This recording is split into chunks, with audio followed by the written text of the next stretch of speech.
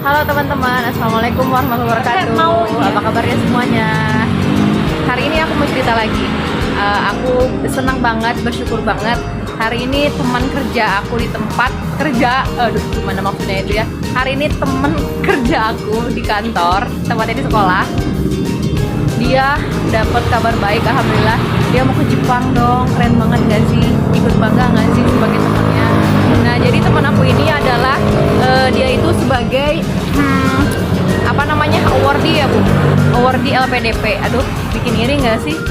Dia tuh awardee LPDP, pernah gagal sebelumnya, tapi kemudian dengan kerja keras dan kegigihannya dia bisa lolos LPDP. Memang kerja keras banget sih orangnya. Aku tuh banyak terinspirasi sama dia karena kerja kerasnya.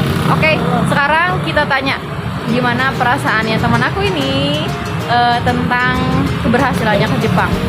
Semoga kita juga bisa nyusul dia ya. Nah, oke dia teman-teman, ini dia teman aku yang tadi aku ceritain yang sangat inspiratif banget perjuangannya, kerja kerasnya, kegigihannya. Yuk kita tanya gimana sih perasaannya teman aku ini berhasil lolos ke Jepang. Ya Allah, keren banget bu. Gimana perasaan ibu berhasil lolos ke Jepang?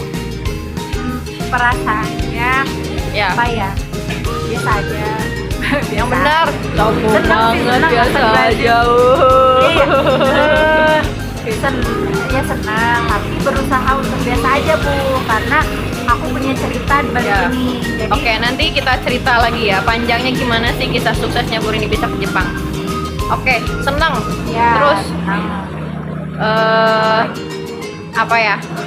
Sebagai awardee LPDP, apa sih yang Bu Rini bisa kasih ke kita semua tentang apa ya, nilai perjuangan mungkin sebagai awardee LPDP sebelum kita nanti wawancara lebih dalam gimana sih kisah suksesnya Bu Rini bisa ke Jepang. Coba apa sih saran dan tips dari Bu Rini buat kita-kita? Saran apa tadi LPDP? Ya, saran dari Ibu sebagai awardee LPDP buat kita-kita ini para fakir-fakir, Anggaran para fakir-fakir perjuangan. Mungkin dari segi perjuangan atau cita-cita apa sih tips-tips dari Ibu mungkin? kalau perjuangan dapat LPDP, Iya boleh itu. ya Atau perjuangan dalam apapun. ya perjuangannya ya. sebenarnya sih yang harus kita lakukan tuh effort ya, effort. Jadi selama kita punya mimpi itu punya dua pilihan kan, Ya. mau bangun dari mimpi itu dan lalu mewujudkannya, atau tetap tertidur dalam mimpi itu gitu. Nah, kalau mau Ada meraih orang mimpi kan harus bilang, tidur Bu. ya harus bangun dan Lah kan diraih. tidur bisa mimpi.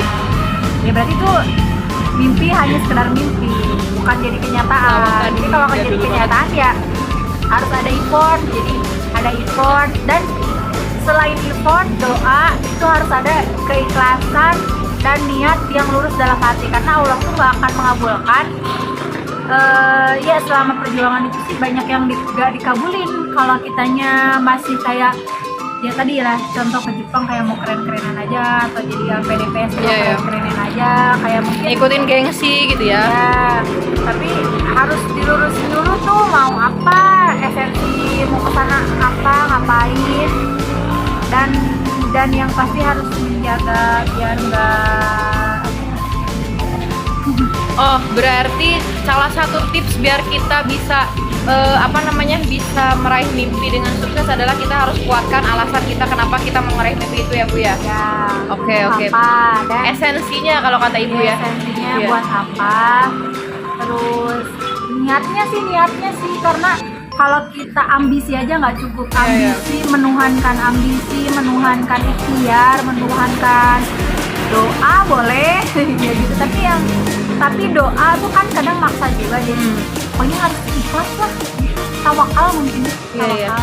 Berarti keren banget ya Bu Rini ini termasuk orang yang nerapin konsep duit. Apa Bu duit? Apa Masa Ibu nggak tahu duit? duit.